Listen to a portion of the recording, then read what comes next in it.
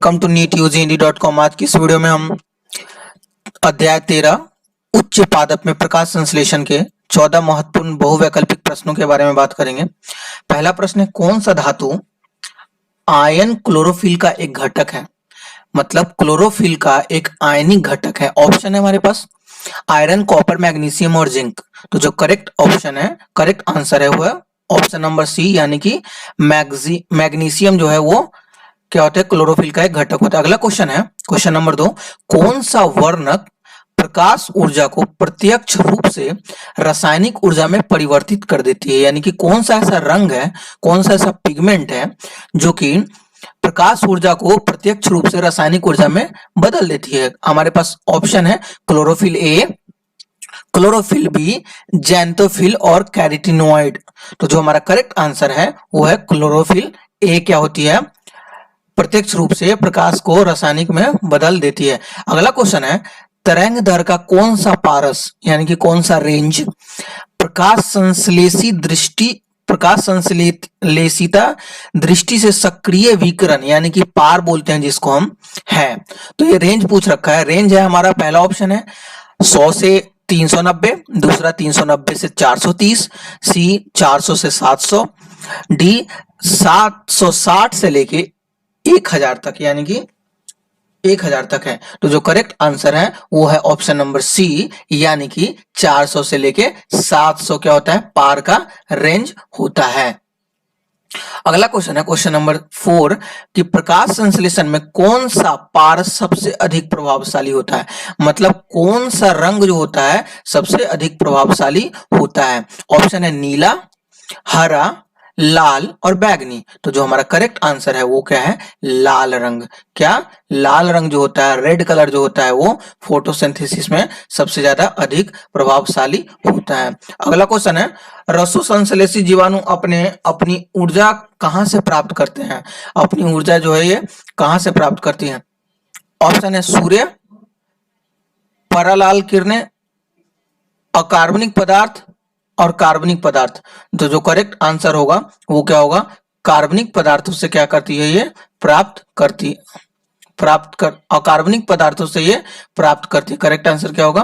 Correct answer होगा सी होगा, क्योंकि ये इनऑर्गेनिक कार्बन से जो होती है, जीवाणु जो होती है अपने जो मतलब क्या किसको भोजन को संश्लेषित करती है। अगला क्वेश्चन है, पीएस2 में यानी कि पीएस2 में एटीपी संश्लेषण के लिए आवश्यक ऊर्जा कहां से आती है? यानी कि पीएस2 एक फेज होता है, उसमें एटीपी संश्लेषण के लिए जो ऊर्जा होती है वो कहां से आती है? ऑप्शन हमारे पास प्रोटॉन प्रवणता, इलेक्ट्रॉन प्रवणता, ग्लूकोज का अपचयन और ग्लूकोज का ऑक्सीकरण। तो जो छठा है उसका आंसर ए है, यानी कि प्रोटॉन प्रवणता। अगला क्वेश्चन है, क्वेश्चन नंबर 7, कि प्रकाश संश्लेषण में प्रकाश अभिक्रिया के दौरान निम्नलिखित में से किसका निर्माण होता है?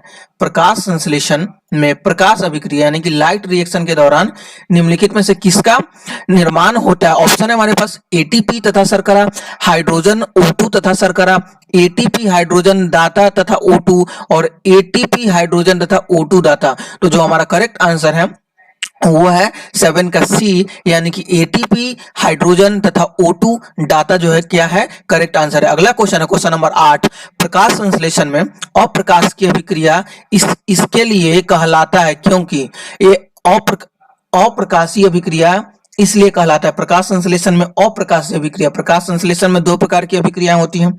एक तो होता है लाइट रिएक्शन, जो कि लाइट के उपस्थिति में होता है, प्रकाश की उपस्थिति में, और एक होता है प्रकाश के एब्सेंस में, यानी कि अप्रकाश की अभिक्रिया। तो अप्रकाश की अभिक्रिया इसलिए कहते हैं क्योंकि क्या होता है इसमें, यह अंधेरे में भी हो सकता है, ऑप्शन है हमारे पास, इसको प्रत्यक्ष प्रकाश की आवश्यकता नहीं होती है, यह दिन के प्रकाश में नहीं हो सकता है, यह रात्रि के समय में अधिक तीव्रता से होती है। तो जो करेक्ट आंसर होगा वो है ऑप्शन नंबर ए, यानी कि ये अंधेरे में भी हो सकती है। कहां हो सकती है? ये अंधेरे में भी हो सकती है, यानी कि इसको डार्क रिएक्शन के भी नाम से जानते हैं, अंधेरे में होने वाली रिएक्शन। अगला क्वेश्चन है, क्वेश्चन नंबर 9, ग्राही होता है, ग्राही क्या होता है?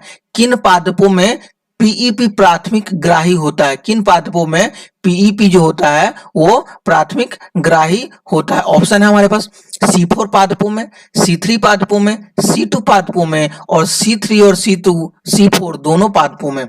तो जो हमारा करेक्ट आंसर है वो है आंसर नंबर ए, यानी कि C4 पादपों में क्या होते हैं, पीईपी जो होता है प्राथमिक ग्राही के रूप में होता है। नेक्स्ट क्वेश्चन है क्वेश्चन नंबर 10, जल विभाजन का संबंध किससे है, यानी कि जल विभाजन किस ऐसे फेज में होता है, जल विभाजन का होता है।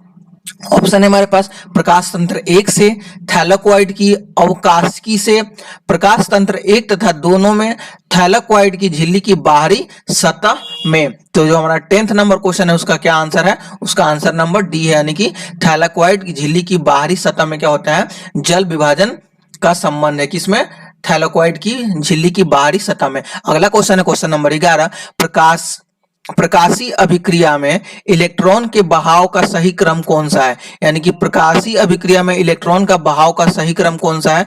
ऑप्शन है हमारे पास PS2, प्लास्टोक्यूनिन, साइटोक्रोम, PS1 और फेराडॉक्सिन। सेकेंड ऑप्शन है PS1, प्लास्टोक्यूनिन, साइटोक्रोम, PS2 और फेराडॉक्सिन, PS1 फेराडॉक्सिन, PS2। डी ऑप्शन है PS1 प्लास्टोक्यूनिन, साइटोक्रोम, PS2 और फेराडॉक्सिन। तो जो हमारा करेक्ट आंसर है 11 का ए, यानी कि PS2 प्लास्टोक्यूनिन, साइटोक्रोम, PS1 और फेराडॉक्सिन क्या है हमारा करेक्ट सीक्वेंस है किसका, प्रकाशीय अभिक्रिया में इलेक्ट्रॉन के बहाव का क्या है, यही हमारा करेक्ट सीक्वेंस है। अगला क्वेश्चन है क्वेश्चन नंबर 12, पादपों में ना पाया जाने वाला एंजाइम कौन सा है, मतलब पादप में निम्नलिखित में से कौन सा एंजाइम नहीं पाया जाता है। ऑप्शन है हमारे पास RUBP carboxylase, PEP carboxylase, NADP रेडक्टेज और ATP सिंथेसेज। तो जो हमारा करेक्ट आंसर है वो है आंसर बी, यानी कि पीईपी कार्बोक्सिलेज होता है, ये पादपों में पाए जाने वाला एंजाइम नहीं होता है। CO2 के प्राथमिक अस्थिरीकरण के लिए जो उत्तरदायी हैं अभिक्रिया किससे प्रेरित होती है, यानी कि CO2 का जो प्राथमिक स्थिरीकरण होता है उसके लिए जो अभिक्रिया उत्तरदायी है वो किससे उत्प्रेरित होता है। ऑप्शन है RUBP carboxylase, PEP carboxylase, RUBP carboxylase तथा PEP कार्बोक्सिलेज और PGA सिंथेसिस। तो जो हमारा करेक्ट आंसर है वो क्या है, ऑप्शन नंबर सी, यानी कि RUBP कार्बोक्सिलेजम तथा PEP कार्बोक्सिलेज से संबंधित है। लास्ट क्वेश्चन बात करते हैं, PEP में जब CO2 मिलाई जाती है तब उससे संश्लेषित होने वाला प्रथम अस्थायी उत्पाद कौन सा होगा, यानी कि जब PEP में CO2 को जब मिलाया जाएगा तो संश्लेषित होने वाला प्राथमिक अस्थायी उत्पाद कौन सा होता है। पायरुवेट, ग्लिसरल्डिहाइड 3-फॉस्फेट, फॉस्फोग्लिसरेट और ऑक्जेलो एसीटेट। तो जो हमारा करेक्ट आंसर है वो ऑक्जेलो एसीटेट क्या होगा, करेक्ट आंसर होगा। यही क्या करती है, पीईपी में जब CO2 को मिलाई जाती है तो उससे प्रथम संश्लेषित होने वाला उत्पाद क्या होता है, ऑक्जेलो एसीटेट। आप अभी तक हमने 14 प्रश्नों का इस वीडियो में डिस्कशन किया। साथ ही साथ ये जो हमारा अध्याय है वो उस अध्याय का नाम क्या है, वो अध्याय का जो नंबर है वो है 13 अध्याय, जो कि 11वीं कक्षा से लिया गया है। तो वीडियो कैसा लगा, एक बार सभी को बहुत बहुत धन्यवाद दिल से, thank you so much for watching, और आपके सहयोग के लिए बहुत ही ज्यादा धन्यवाद। इस वीडियो का जो PDF है वो इसके लिंक के डिस्क्रिप्शन से आप डाउनलोड कर लेंगे। बहुत बहुत धन्यवाद एक बार फिर से आप सभी भाई बंधुओं का।